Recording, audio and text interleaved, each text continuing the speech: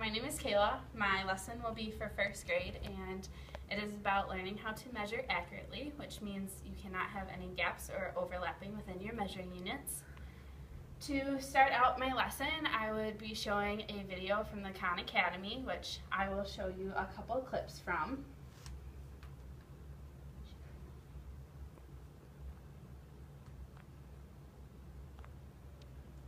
And this video just is another way to kind of teach students how to measure. Here you go, Your Highness. Yeah, why don't you stack them up? Oh, let me do this. Okay, so that's 1, 2, and 3 blue fuzzy.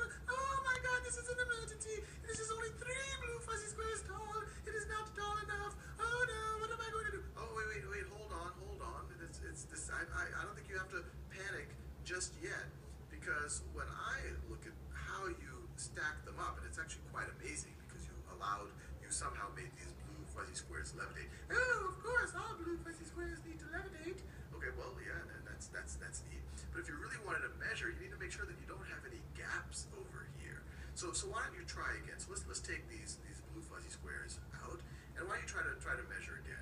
Oh, okay, no, that makes all the sense in the world. Okay, so let me try again. So that's 1, 2. Notice I'm not letting them, no gaps here. Yep, okay, although it's already, well, let me keep going, Sal, stop interrupting me. Okay, keep going, Your Highness. 3, 4, and 5. Oh no, this is all wrong. It's going to be a disaster. It needs to be 4, not 5 blue fuzzy squares. Wait, Your Highness, I don't panic yet. I don't think this is quite right, because you didn't start at the bottom of the statue. You started below the bottom of the statue, and you didn't end at the top of the statue. You ended above the top of the statue. So it isn't 5 blue fuzzy squares tall. Oh, sad. So then the rest of the video just provides more examples on how to measure objects accurately.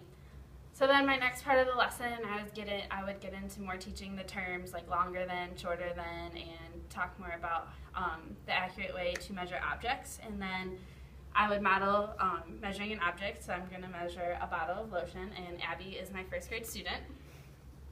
So I would start at the end of the bottle of lotion, and I'm using paper clips as my measuring unit.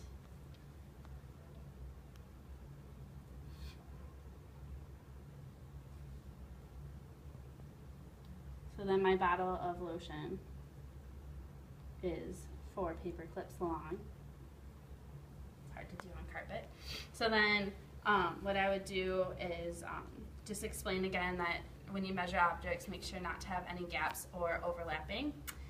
And then my next part is I would do this part as a way to check for understanding. So then I would start measuring another object, but this time I'm going to do it wrong, so I can see if the students can tell me why it's wrong and how I'm supposed to do it.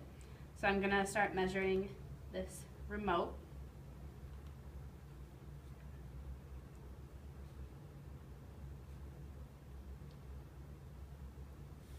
So then I would ask the class, is this the accurate way to measure the remote? And the class should tell me. Miss Hayes, no! No! Why is it wrong, Abby? Because you didn't start at the beginning. Can you show me how to do it?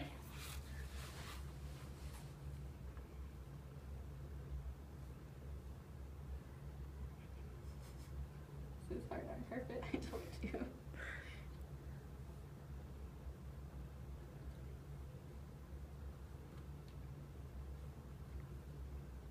you had to start at the beginning, Miss Hayes. Oh, so how many paper clips long is the remote? 1, 2, 3, 4, 5, 6, 7. So then after this part, what I would do is I would do it again with another object, except this time I would measure it so like between the paper clips there would be gaps, and then I would want the class to explain to me there cannot be gaps.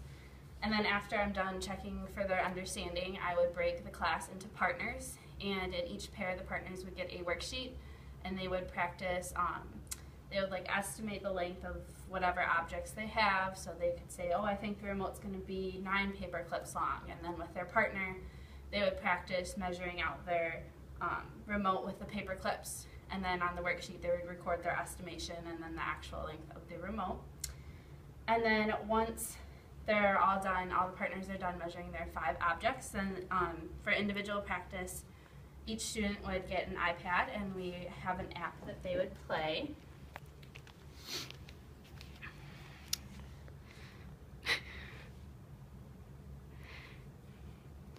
So the app is called Splash Math, and so what they are going to do is they're going to be practicing the measurements, and they're going to be doing the length of objects. And so what this, there's different steps in this game. So the first one is they already have it measured out so the students can see, and then they'll guess it's 2, and then they'll keep guessing. And then so what happens is now, to tie in when they were estimating with their partner, they would have to estimate how many cubes each object is.